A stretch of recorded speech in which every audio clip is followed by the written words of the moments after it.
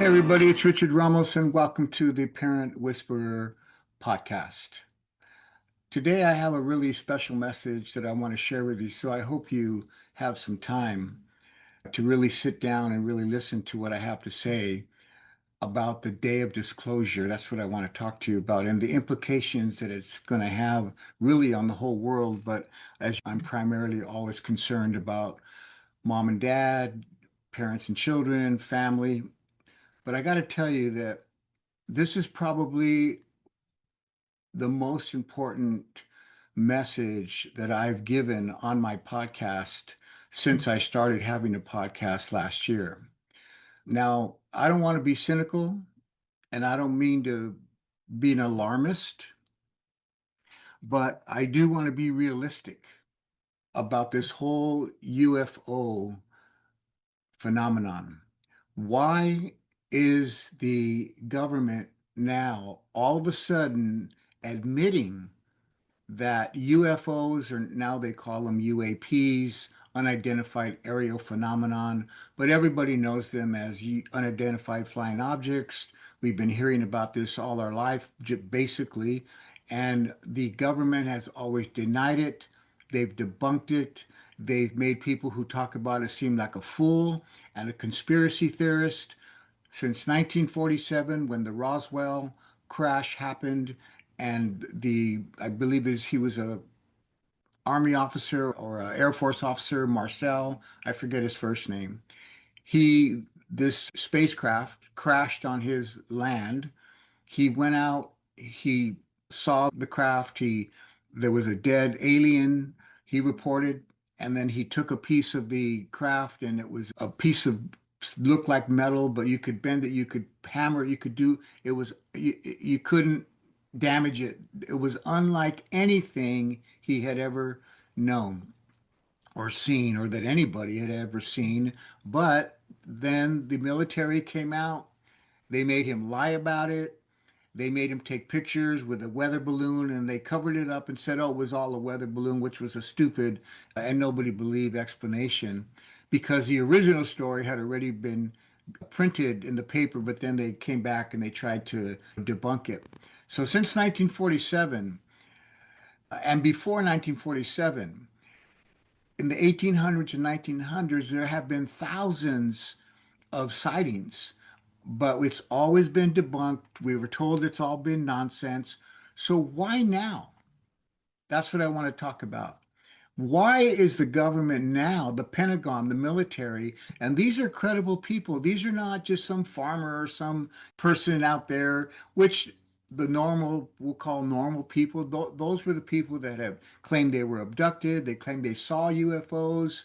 And so there's a lot of that going on. What is the truth? What is really happening? That's what I want to share with you to the best of my understanding. Now, I have been studying this stuff since the 1990s. And when I first talked about it in my church, I know people thought I was crazy. They were looking at me like, oh, what are you talking about, Richard? But now, oh, now it's real.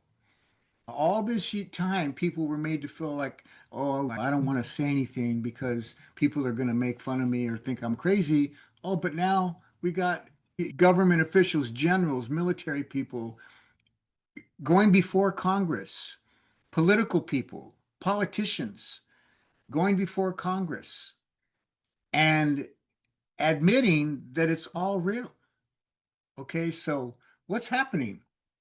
So I want to start with a story to put this kind of in context about a man who wanted to remain anonymous.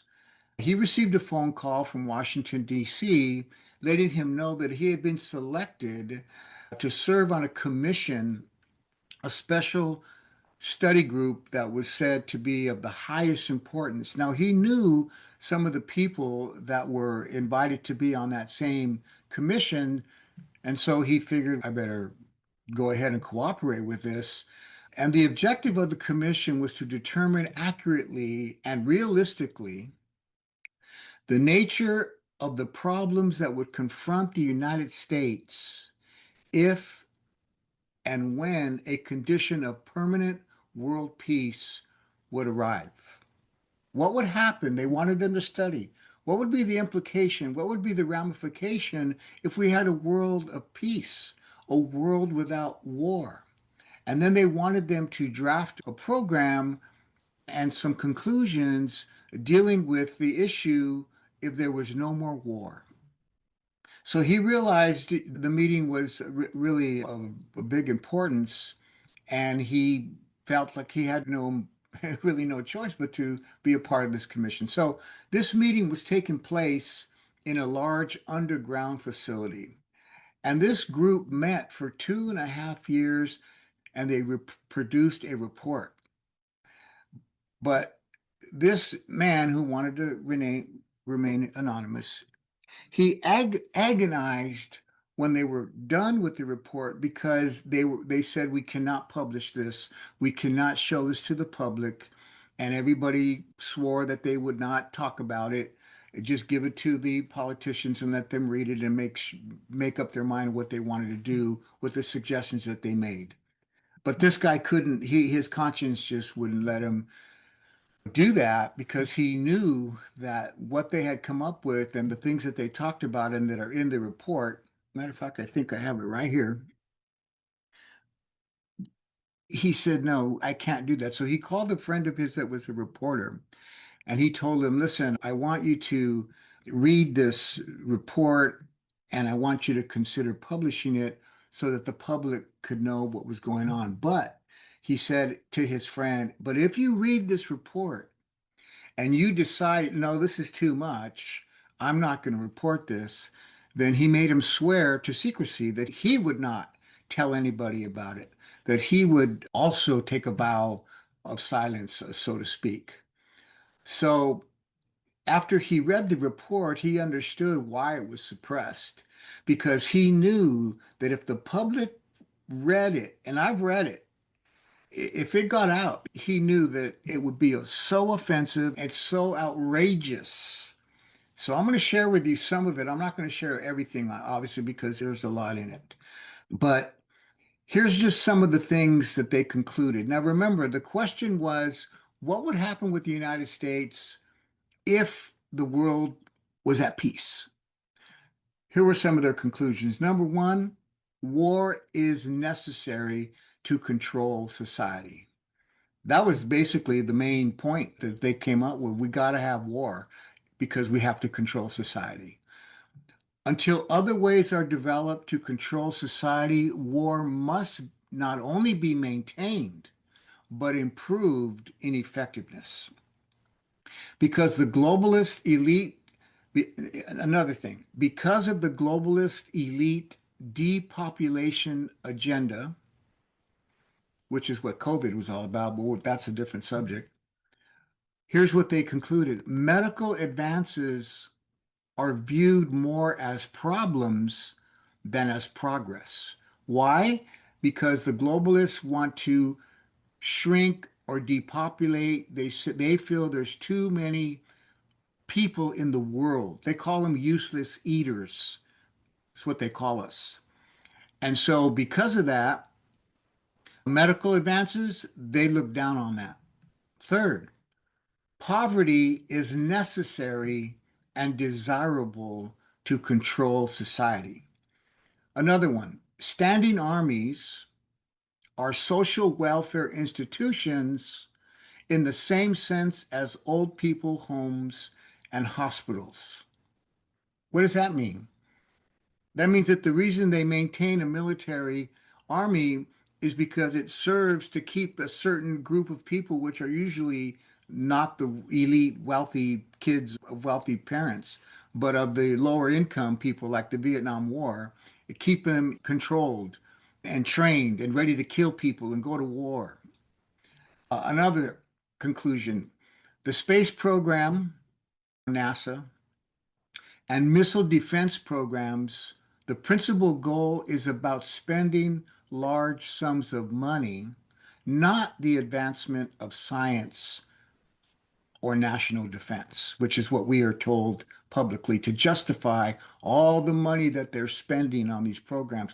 And the purpose of spending all that money is to bring down the United States and the economy and to bring it into a new world order, which I'm sure by this point you've heard about that. Another conclusion, organized repression of minority groups is needed. So, can you see why this report was suppressed? But this one gentleman felt like, no, I can't do that. The public needs to know what we are recommending to our policymakers. And one more, the deliberate pollution of air and water. Why is all of this? Is because they want to control us, control society. And war is one of the main ways they do that.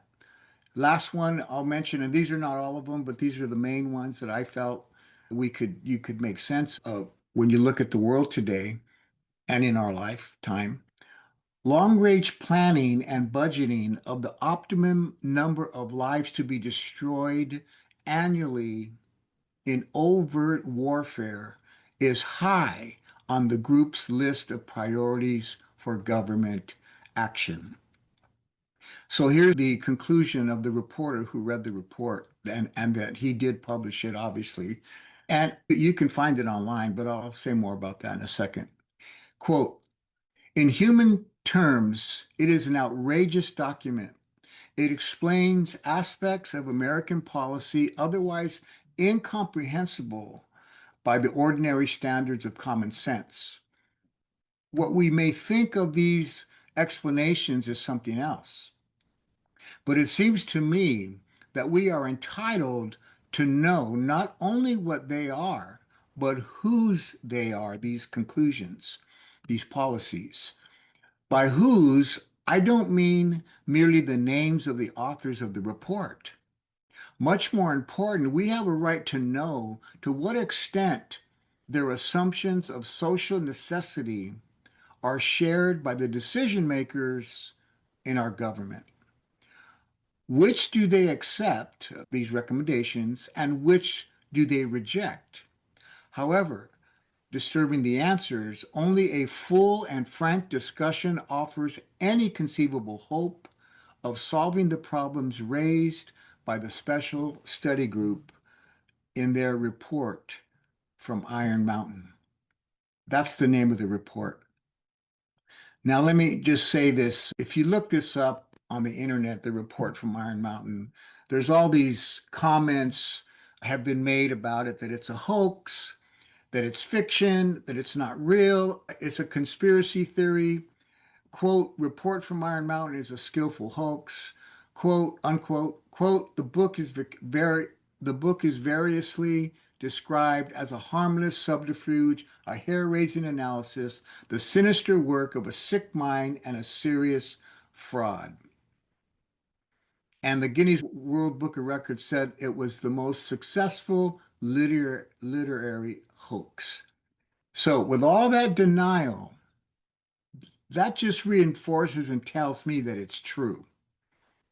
Okay, so you can make up your own mind. You can, like I said, you can go online and you can download it and read it for yourself. But for me, I we know the government, that's all they do is lie. Like I already said, now we're dealing with, oh, UFOs, that's foolishness. That's all just stupid. But now it's all true. So let's look at some of these recommendations in a little more depth. War is necessary to control society. Since World War II, we have been in a state of war, which continues to this day as I'm speaking to you in May of 2026. Now we're at war with Iran. And now Trump is talking about going into Cuba. And he already went into Venezuela and captured the president. Why is all that happening? But what I'm telling you, based on this report, these wars are planned.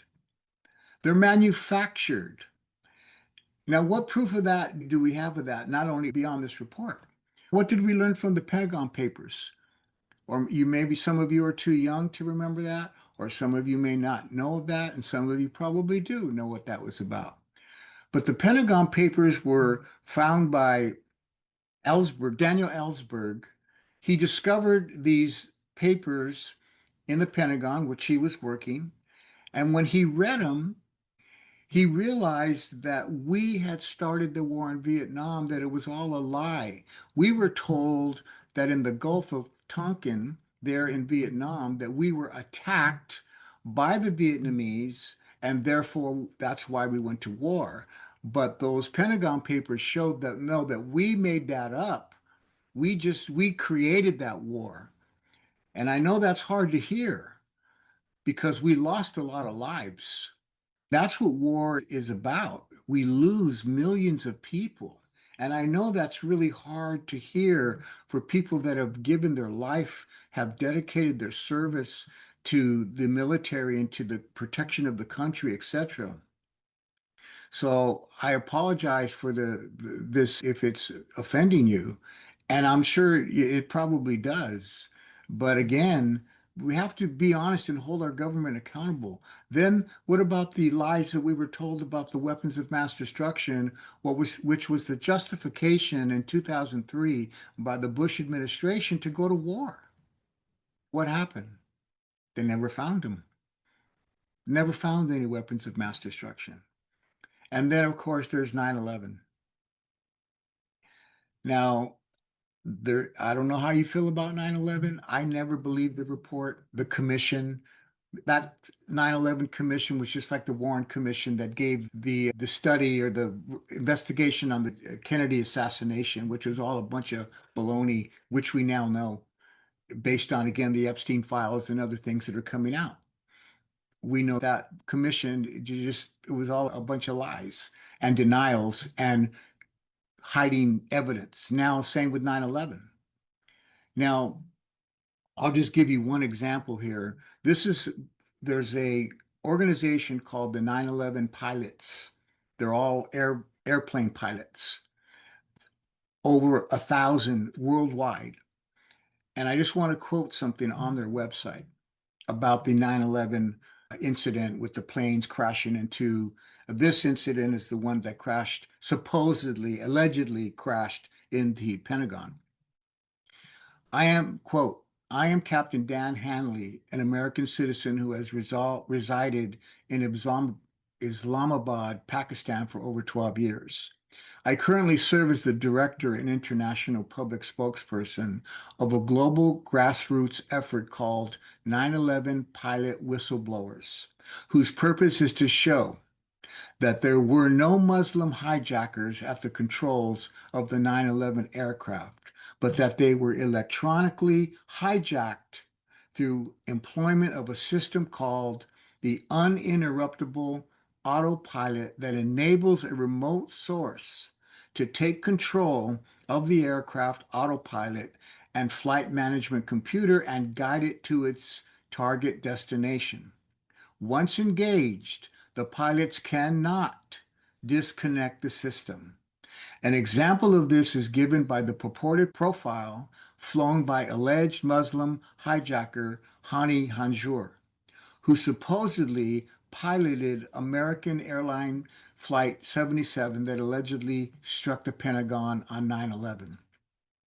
The aircraft was reported to have conducted a descending, listen, an accelerating 330-degree corkscrew turn from 7,000 feet west of the Pentagon to arrive precisely at ground level without striking the surface to hit the Office of Naval Intelligence at nearly 500 miles per hour with military precision on his first attempt. But here's the key.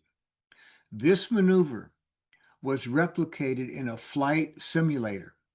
Highly experienced pilots could not. Now, this guy had a little bit of training in a small airplane, if you know the story of the hijackers. He had just some hours of training, probably several days of hours of training. And yet he performed a maneuver that these experienced pilots, I'll read it again, highly experienced pilots could not perform this maneuver on successive attempts without crashing. And yet, according to the official narrative, Hani Hanjour accomplished this amazing aerial feat on the first attempt with minimal aircraft experience training in light aircraft having only a few hundred hours of total flight time. Now, what am I talking about? I'm talking about what the government is telling us now. But what I want to lay a foundation and a case for is that why should we believe anything they say now, based on all the lies that we've been told, and based on this report that is telling us that war is planned for the reasons I already said. And if you look at since 1950 all the way to 2026, we've been in the Korean War, the Vietnam War, Grenada, Lebanon, Panama, Gulf War, Somalia, Bosnia, Kosovo, Afghanistan from 2001 to 2021, and now we're in war with Iran. Now, let me get to some of the considerations for the substitutes of war that this report talks about. That if war is not going to work, what other ways can we control society? So, in order to control the masses, they suggested three basic crisis scenarios to control society, all of them based on fear. Number one, an environmental crisis, what we know today as climate change. And who's the one that told us that climate change was the existential, sorry, I didn't say that, threat, the greatest existential, sorry, I'm not saying that right, threat to the United States, not China, not Russia, climate change. Where did that come from? So that's the first suggestion of how you can control society out of fear. Second, a pandemic crisis. Is that what COVID was all about? A pandemic crisis to control us. And what happened? Basically, shut the whole world down. Shut schools down, shut businesses down, made us stay at home, 6 foot distance, mask. You can't go to the store, you can't go here, you can't go there if you don't have the vaccination. All of that, they totally controlled. And that was simply an experiment to see what would happen if they tried to control us that way. The third suggestion they made, and this is the one I want to get into, is a threat of an alien invasion. And so in 2017, again, remember, since 1947 up until December of 2017, this was all bunk. In 2017, the New York Times released an article featuring a video that was released, sneaked by, let me get it right, the name of the organization, leaked by the Advanced Aerospace Threat Identification Program, ATIP, that was investigating the reality of UFOs since 2007. And then this video of one of the videos, now they released all kinds. Now, the Pentagon recently released all kinds of videos you could watch. And then after they did that, in 2020, the Pentagon, the government, the military admitted that UFOs are real. So why now? Now, let me be clear in what I'm saying. These three considerations for the substitute of war. Now, remember, what would happen if we were at peace? They concluded can't do that.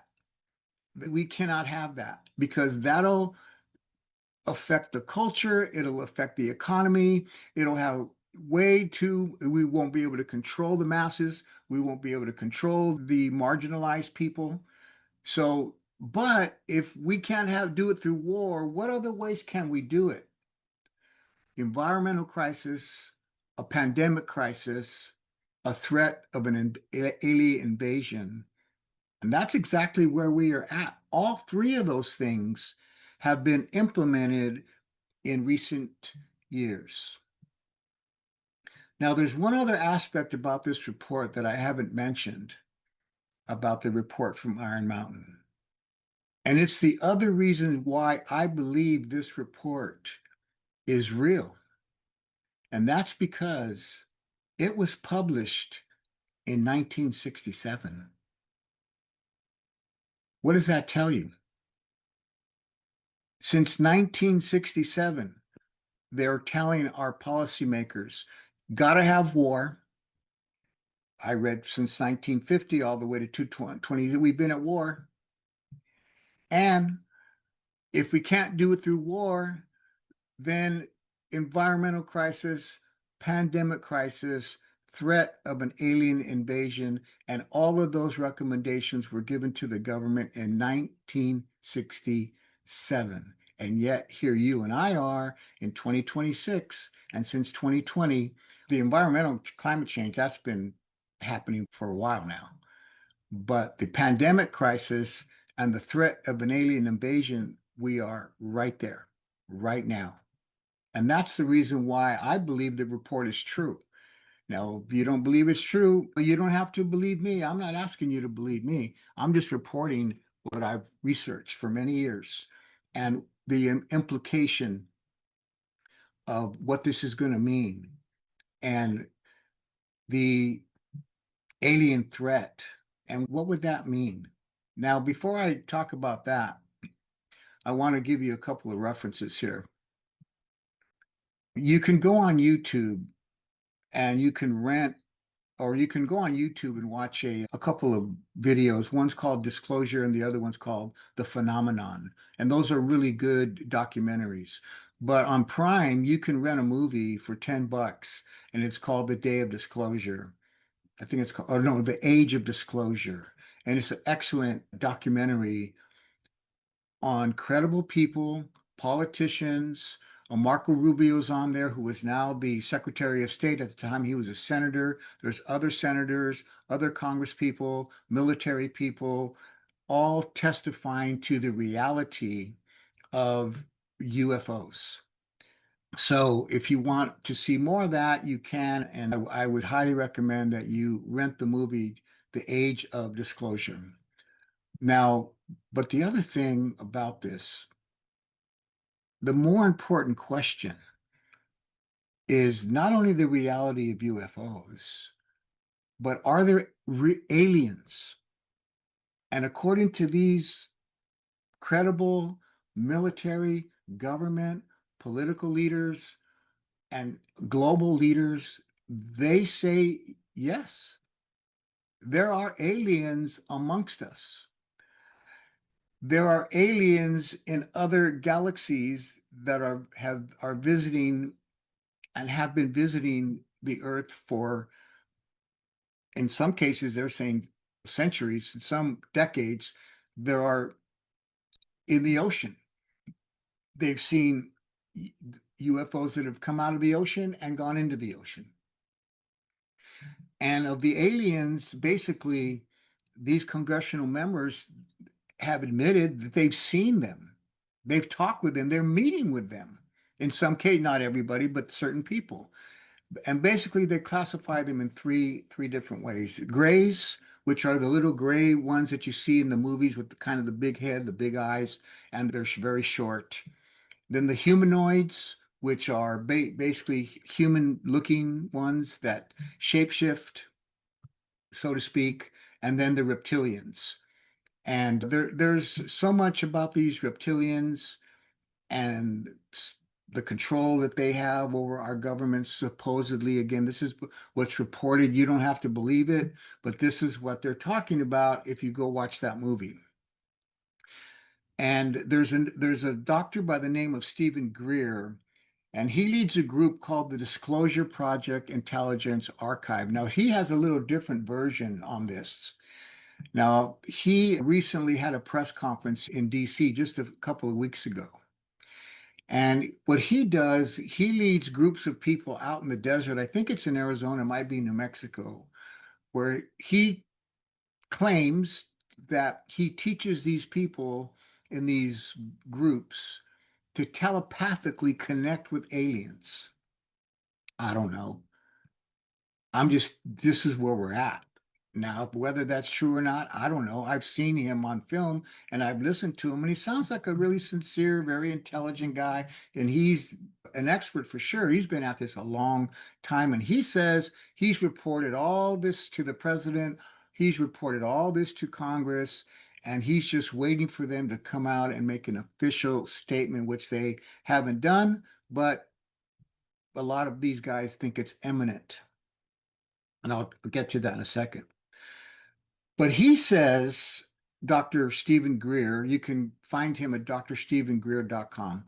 He says that many UFO sightings and abductions are staged events, that many of the UFOs that people have seen, those are man-made by government contractors like Northrop Grumman, Lockheed Martin, Boeing, and Douglas Aircraft. That, in other words, because of the connection and collaboration with, again, aliens, they've been able to reverse engineer this anti-gravity technology that they bring to the earth, so to speak. Again, I'm trying to put this in very simple terms, but that's why I'm encouraging you do your own research, or at least watch the movie that I'm talking about, or the videos. They're all over the place on YouTube. You could easily find them.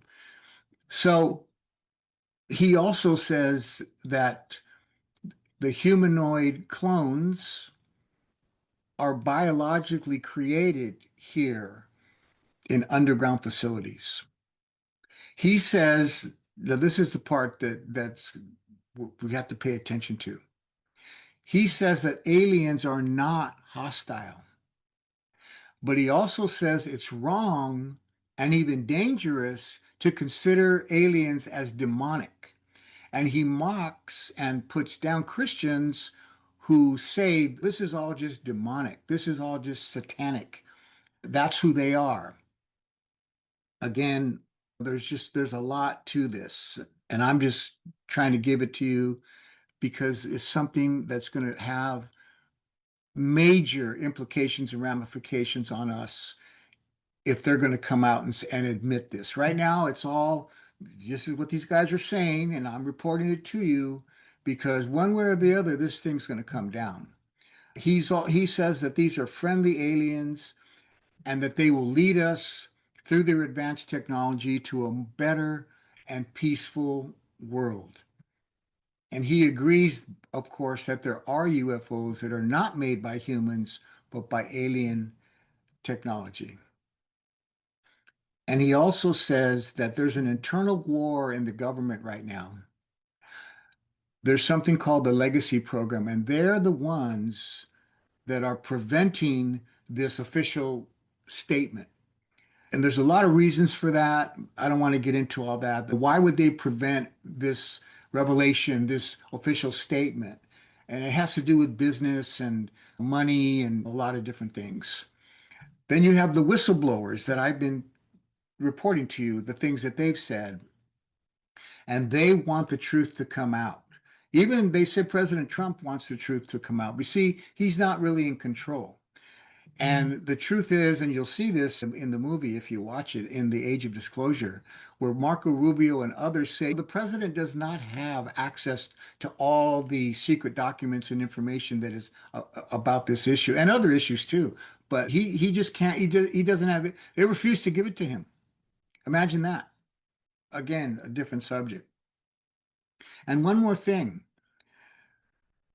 you may have heard, or I don't know that you've heard this, about the recent disappearance from family, disappearance from work, disappearance from the earth, just gone. 9 of the top UFO extraterrestrial scientists. These are the top scientists that know all about this stuff. Gone. It's been reported in the news that they can't, nobody knows what happened to them. And Dr. Stephen Greer talks about that. And the last thing I want to mention is the new movie that's coming out next month by Steven Spielberg, Disclosure Day. And I'm just really interested to see what that movie is going to say to us as another form of programming us, just like they did with COVID, the programming us and the pandemic, the climate change, now this threat, just moving us to a place of fear. So I'm just interested when this movie comes out. I'm sure all of you will hear about it. and all of you will watch it. But here's the bottom line. Let me come to the end. I'm saying all that I've said so far to just try to lay a foundation that this is as crazy as it sounds, and you might dismiss me, and you may just think, oh, Richard, you've gone off your rocker, but that's what they've been telling us. And what I'm saying to you, they're admitting it now. So where's it going? What is it going to mean? If the government is going to come out and make a statement, could be President Trump. I don't know that it would be another, it could be another world leader, and say officially, we are in contact with aliens. That will have global implications on government, on the military, on the economics globally, on culture, science. It'll have a huge psychological effect, and maybe more important, it will have an effect on our faith, on religion, on spirituality. Who is God then? And what does it mean to be human? What does it mean that I'm made in the image of God if there are these other aliens that are we cannot do anything about? These aerial phenomenons, these UFOs, they have flown over our nuclear sites and there was nothing the military could do about it. And they shut down where the nuclear bombs are, the sites and all the controls that if we needed to launch those, they shut them down. And there was nothing they could do about it. And then they turned them back on. You'll see it all in the movie. And when they watch these things just floating there, then they called jets to go after them. And as soon as they did that, they just took off and disappeared in a flash. So, what does it mean to be human? Because this is the whole thing about AI, where artificial intelligence is going, is the transhuman movement, transhumanist movement. That's what it's about. They want to connect AI with the human brain and enhance what it means to be human. And the question then will be, what does it mean to be a human being anymore? If you are enhanced or not enhanced, and only a certain class of people will be enhanced or can afford to be enhanced, to have more intelligence, to live longer, and all these different kinds of things. But one of my main concerns here is that what does it mean to have faith in God? And for those of us who are believers, this is going to cause a lot of theological debates. One of the pastors that came out on a show that by the name, a guy, his name is David Icke. And he's been talking about this stuff, and I've read his books. He's been talking about this since the 90s and been ridiculed for it. And now he's being affirmed and justified in everything that he's been talking about. But recently, he had a pastor, he showed a video of a pastor who said that the certain government officials brought together all these pastors and they told them that they needed to start preparing their congregation for this revelation, this announcement of the reality of alien beings in interaction with us and our government here in the United States and probably globally. What is that going to mean? Who will become the experts now that we and our children listen to and follow? Who are our children going to believe now? Who are we going to follow now? Let me read to you, as far as theologically, this is from an article from the Vatican and the stance of the Catholic Church on this issue. Monsignor Corrado Balducci, a theologian member of the Vatican Curia, the governing body, and an insider close to the Pope, has gone on Italian national television 5 times, including recent months, to proclaim that extraterrestrial contact is a real phenomenon.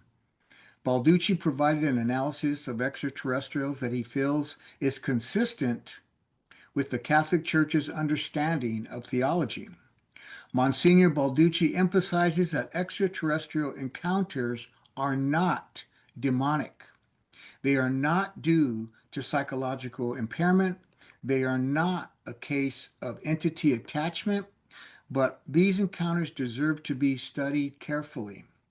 Since Monsignor Balducci is a demonology expert and consultant to the Vatican, and since the Catholic Church has historically demonized many new phenomenon that were poorly understood, he's stating that the Church does not censor these encounters and is all the more remarkable.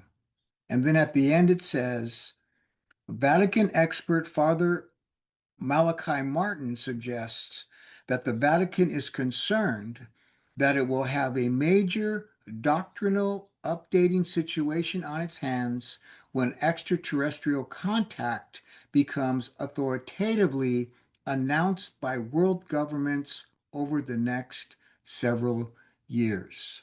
Now, this was produced in the late 1990s, this article, and now here we are.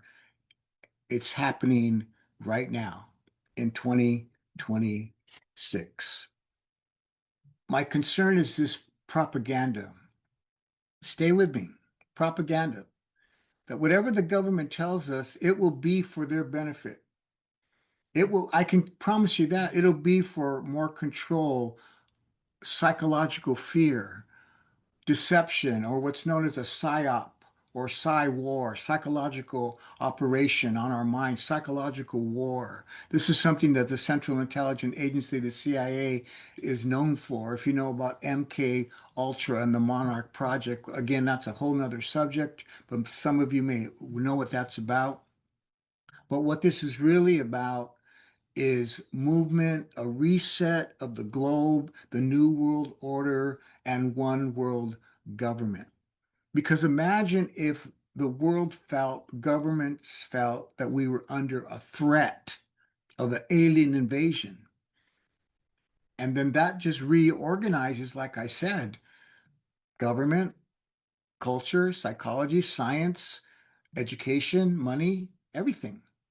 And most of all, what do we believe in? Where should our faith be? So for me and Parents on a Mission, you have to decide whatever they're going to tell us, mom and dad, it's up to you what you're going to believe. But I believe this is just all propaganda. I have no doubt that there are these UFOs. I don't doubt that, and especially the ones that are man-made by the government contractors. I don't have a hard time with that. But as far as these alien beings, I don't know, man. I don't know what to think about that, except for what I know the Bible says and my faith in God. And here's a quote I want to read to you by General Michael Flynn. Now, you may not know who he is, but he was the original national security advisor that Trump appointed in his first administration, but the FBI took him down. They pulled a fast one on him and they made him really look bad. And so he's been out of government. But here's what he said. You might ask why I spent so much time discussing a British Army formation as warfare is transforming, because he's talking about how the world and war is changing. As warfare is transforming, the world is transforming. The blending of this transformation has become far more difficult to discern and even more challenging to understand. If sophisticated armies are recreating themselves for a new type of warfare, regular citizens, that's me and you, mom and dad, need to do the same. In other words, we need to pay attention to the transformation, the reset, the new world order. That is what's happening. That's what the war in Iran is all about. A different subject. Every citizen now has a responsibility to understand the information and intelligent environments we live in.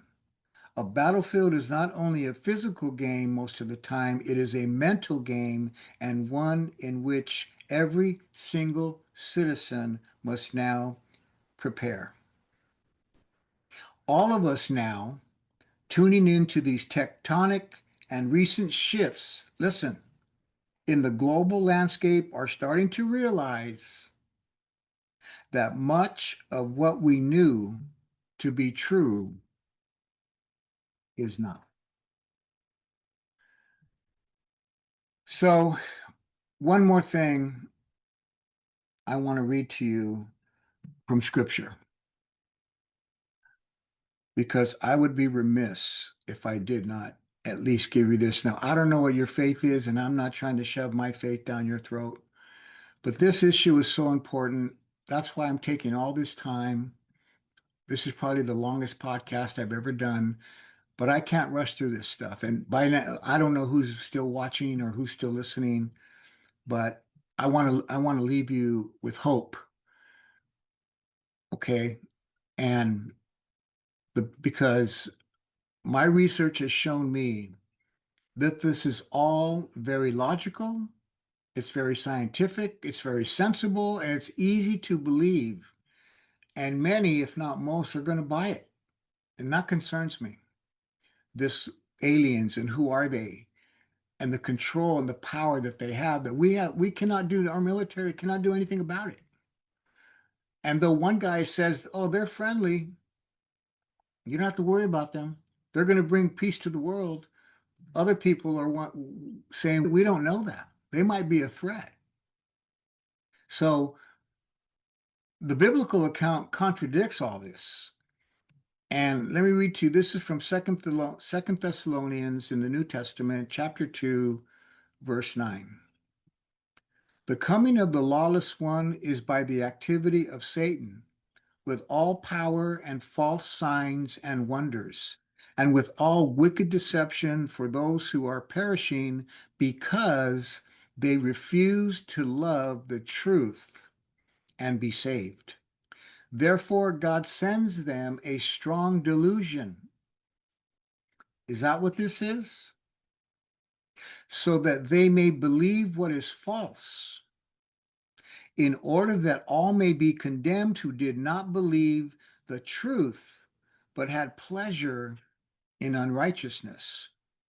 In other words, I don't want to hear none of that because I'd rather just keep on living the life I'm living. So remember that the report from Iron Mountain, which I started with, which is hard not to believe, since what was recommended is playing out in 1967, is playing out right before our eyes, tells us that all of this was planned a long time ago as a means of control. So, parents on a mission, mom and dad, parents out there, I hope you stayed with me to the end. Let me say this to you: hang on to your kids. And more than ever, keep faith in God. Use your discernment, listen to your intuition, keep a pure heart, and you will know the truth that sets you free. Thanks for listening. I hope this was helpful to you. And if it was, I pray that you will share this message because this is going to happen. It's going to come down. Thanks a lot. You've been listening to the Parent Whisperer podcast. I'm Richard Ramos. Leave your review, ask your questions, share this if you believe it will be helpful to people. I know it's a little long, but I know the content can really help people rethink maybe some of the priorities of their life. And remember always, Parents on a Mission is not for bad parents. It's for good parents like you who just want to get better. Thanks for listening.